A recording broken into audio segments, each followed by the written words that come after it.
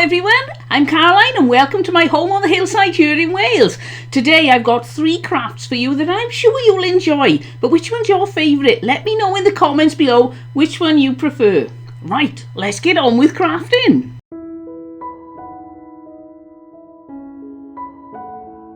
Now for this project I'm using these 2 flower vases or bud vases. I've taken the frogs off the top. The silver plating is rather chipped right through to the metal underneath. They're not in the best of conditions, very badly scratched, so I'm going to paint over those. And I've got these 2 eggs. I got these for 20p each, and they don't even stay together very well because somebody did have them sellotaped, but I didn't want sellotape left on. So I'm just going to clean these up. I'm going to give them a coat of this Morris Blue Chalk Paint by Craig and Rose. And then we can carry on with making them look quite spectacular with something else that I'm going to use too. I wonder what that is. Now the observant among you will notice that I have changed my mind on the colour of the eggs. I decided to make them let's show you the tin, it's a Kenwood cream colour. And it's a beautiful colour cream. It's not too yellow, it's just perfect. And also, I have got these. Now the first thing I'm going to do is to wet distress these along where the pattern is. If I show you there. Now if I rub this, because it hasn't been sealed with wax, just give it a rub with a wet wipe and some of the paint will come back off, which is really interesting because it shows you just how much you can make a difference with distressing just by using a wet wipe, and also it shows you just how important it is to seal your paint after you've finished, because otherwise any water getting on it and it will clean it off. Yep, they're looking very good. So now we're going to move on to the eggs, and I'm going to put the eggs where they're going to go on the holder, and very lightly, when I'm sure it's in the right place, draw a pencil line around the egg. So now we're going to have some fun with the air drying clay. So I'm going to make 2 different types of eggs, even though I got 2 that are going to look pretty much similar. I'm going to decorate them differently. So the first thing I'm going to do is make some of these beautiful leaves here. Taking some talc, putting it in the mould, and then that way then it'll come out a lot easier.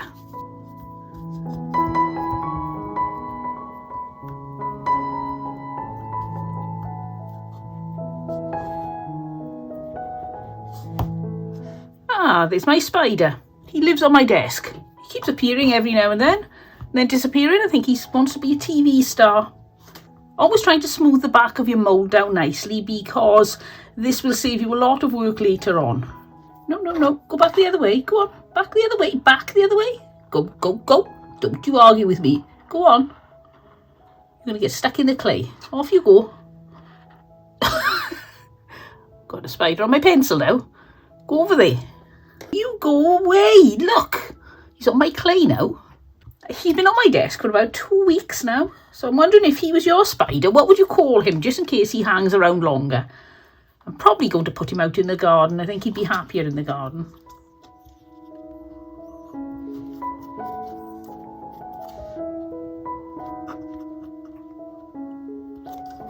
I'm going to add a bit of wood glue to the back of this. So now I'm adding my leaf to the egg, lining it up with the bottom line there, just taking that little bit of excess off, otherwise it won't fit in the vase when it's done. So now I'm just going to make a lot more leaves and put them all around the outside.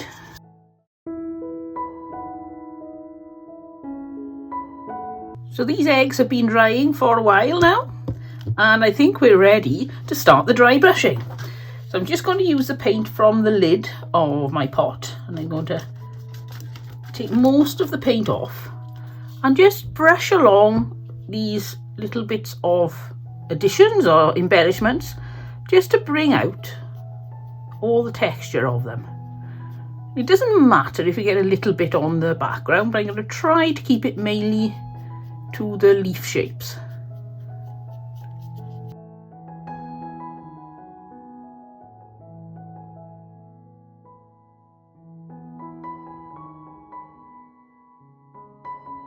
Pop that one down to dry and do the next one. Now you can be much more heavy-handed when it comes to applying paint to these, but if you do, it's going to give you a completely different look, and I'm looking for something quite ethereal and romantic.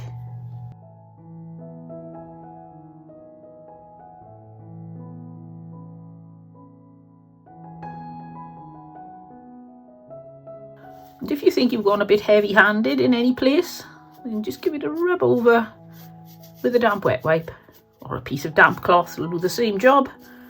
And you can also clean up any stray marks you accidentally made. Now I think these would be improved with a little bit of white wax. I've got some clear wax but no white, so I'm not going to put any on. I'm saving them, and then when I get hold of some white wax I'll do them then, rather than put the wrong thing on now. So these are all ready to go. I did use them to hold my eggs when they were drying, so there's a little bit of a mark, but that really doesn't matter. The dry brushing really doesn't take long to dry at all, and now we're ready to put them into the little holders, whatever you would call them, the risers. So I'm going to use hot glue because this is nice and quick and should do the job. And then pop your egg on the riser. And the same with the second one.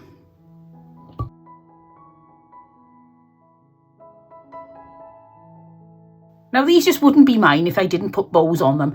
Now they're not an exact pair, so I am going to make the bow slightly different because I thought it would be good to follow that through and not try to make the one look virtually the same but just with different additions on.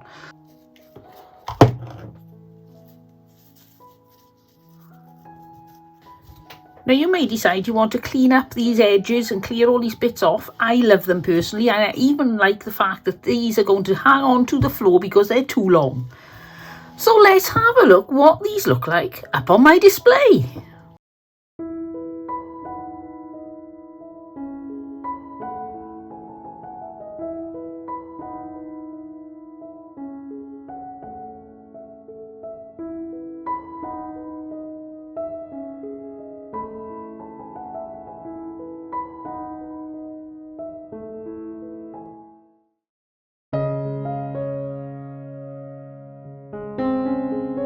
This project is another quick and easy project if you have the things to hand, and I've already got this candlestick that I painted up from another project.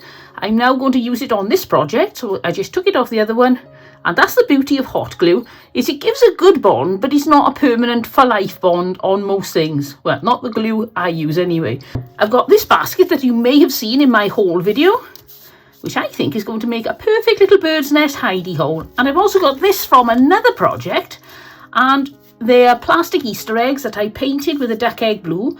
I spattered some brown paint over the tops of them, easy enough to do, then glue them into the bird's nest. So this is going to be so quick and easy and so effective. I keep finding bits of wire coming off this bird's nest. So the first thing we're going to do is to attach this to the top of this riser using the glue gun.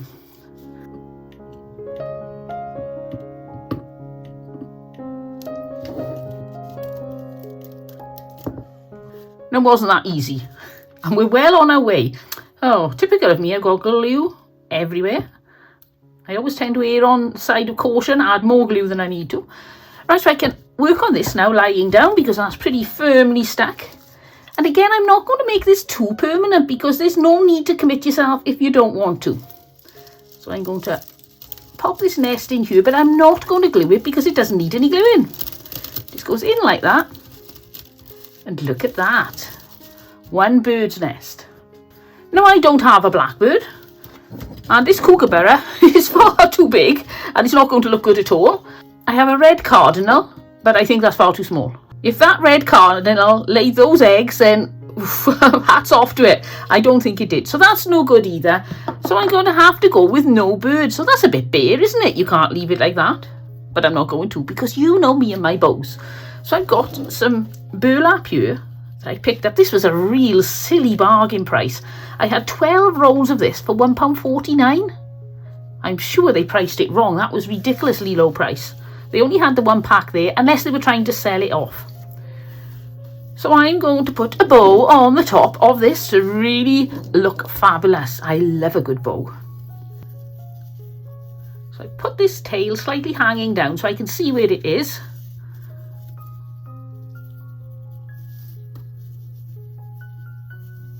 Then wrap around twice and come down there. Again, leaving the tail there so I can see where it is. And now we just need to tie this in the middle.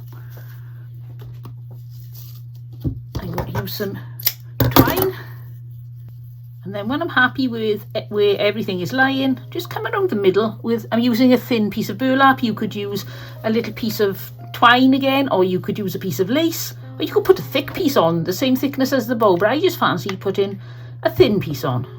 And then pop this on the top of the bird's nest. Now you may decide you want a smaller bow. I fancied a nice big bow on the top of this one. And that's what I love about craft. It's so individual. You may not want to put a bow. You may want to put a bow, a big one, small one, a green one, a brown one, multicoloured one with flashing lights on. You can do whatever you like, because we all have our own tastes. And when we make our own items for the home, we can make them exactly how we want them. We haven't got to think, oh, I don't know. I like it all, but I don't like the shade of the bow, or I wish they hadn't done this or that. When you make it yourself, you haven't got to worry. Now, because I do love a bit of embellishment, I'm going to stick some of this on the leg of the, I keep calling it a candlestick, but it's actually officially a riser, isn't it? I love this self-adhesive one. So easy to use. And I'm going to come there and go round to the back so nobody will see the join. Right, I think I'm going to stick these little flowers on the front there. And I think we're just about there. It's a shame I dropped some hot glue there, but I don't want to put an embellishment on there just to hide the hot glue. The same with up here. You won't even see that when it's stood up. But that's annoying.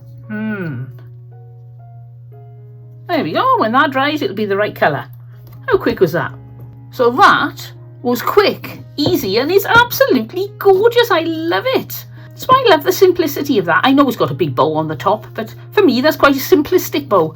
And if you don't want to put a bow, you haven't got to put one. You could even put like a knob on the top to make it look like some sort of, I don't know, completed riser type thing. I don't know what you call it, but you know what I mean. If you had something on the top, like a finial, pop a finial on the top.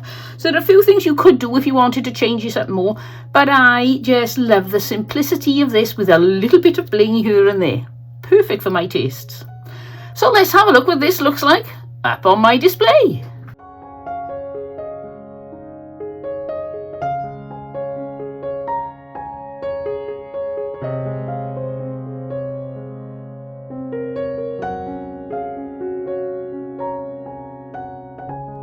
If you're enjoying this video, then please give me a thumbs up, and that way then I'll know that you're enjoying this content. For this last project, let's have a bit of fun.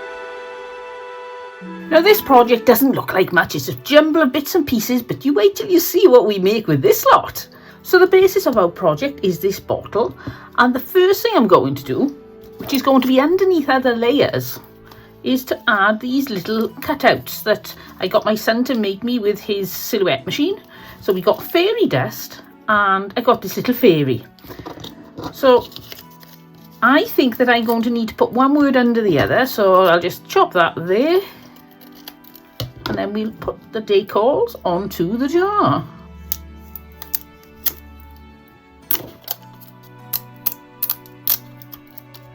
Now we need to stick our fairy on.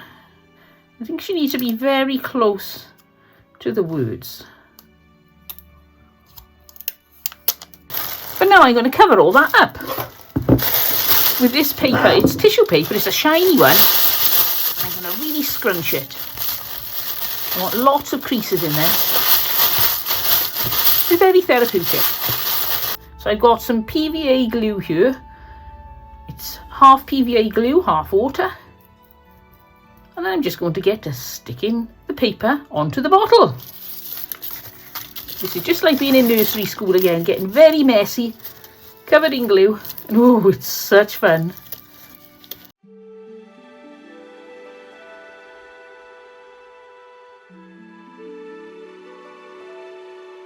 Don't smooth it off too much. The rougher the better if you're going to go for the same effect that I'm going for. Right, so now I need to try and bring this in by using the PVA glue, a bit of scrunching and a bit of cutting so that it fits. It hasn't got to be smooth, so it's going to be a lot easier than if you were trying to be a perfectionist with this.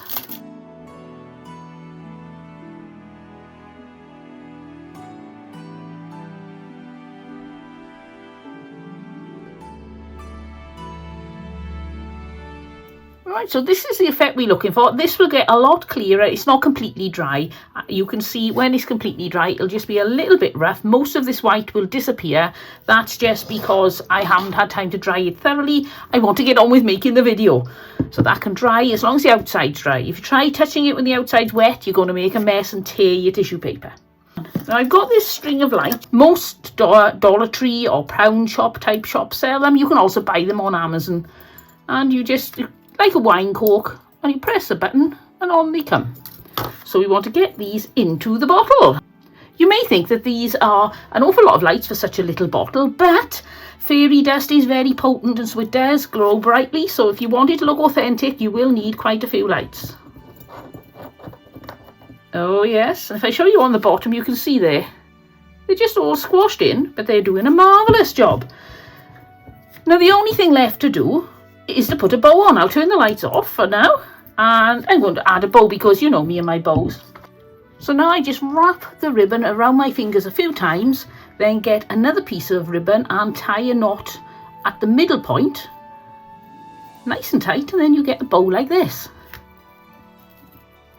which I think is going to go perfectly on the front of my fairy dust bottle. And now we turn the lights on, and we have a bottle of fairy dust. Isn't that lovely? Oh, I think that's so exciting. I'm really looking forward to putting this out on my display. Let's go see what it looks like.